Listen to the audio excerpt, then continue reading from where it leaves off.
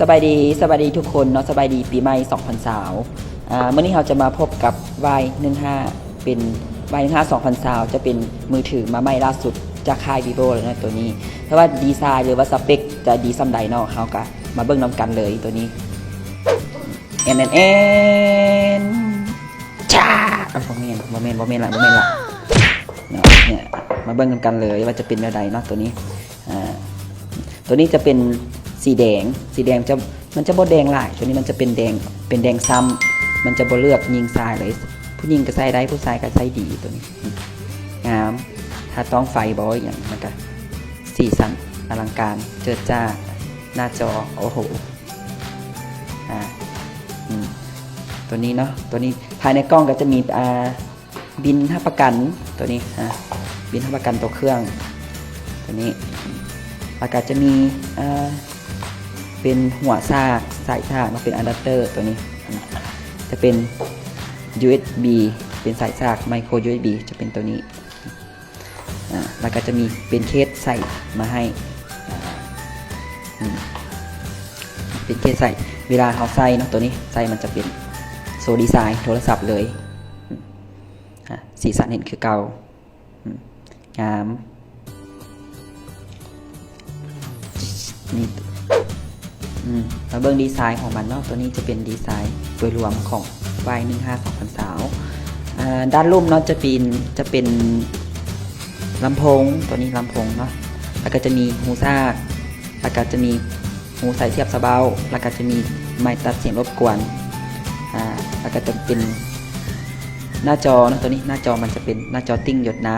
ำแล้วก็จะมีลำโพงสนทนาอยู่ในด้านเทิงของกล้อง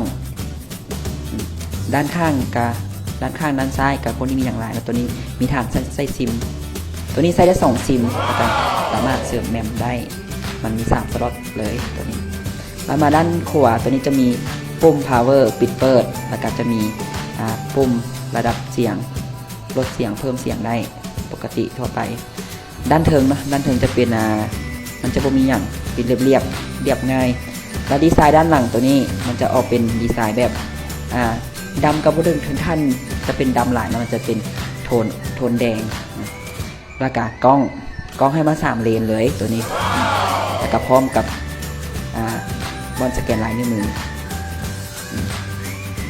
งามดีไซน์หรูหราหน้าจอใหญ่สวยงามสวยงามทัชสกรีนถือว่าโอเคแต่ว่ากล้องหน้าให้มาตัวนี้ให้มาถึง16 ล้านพิกเซลมาพร้อม AI Beauty สามารถเลือกระดับใด 1-6 ระดับเลยแล้วก็จะมีเป็นภาพใบหน้าสวยงามเป็นถ่ายเซลฟี่กรุ๊ปอีกอย่างต่างๆได้แล้วตัวนี้กล้องหลังเนาะกล้องหลังให้มา3เลนเลนหลักจะเป็น13 ล้านพิกเซลแล้วก็จะมีเพิ่มมาให้จะเป็นเลนวายเนาะตัวนี้สามารถถ่ายมุมกว้างได้ถึง120 องศาแล้วเป็นเลนที่3จะเป็น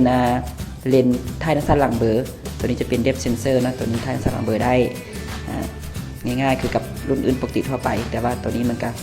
กล้องหน้าให้มาสูงถึง16 ล้านพิกเซล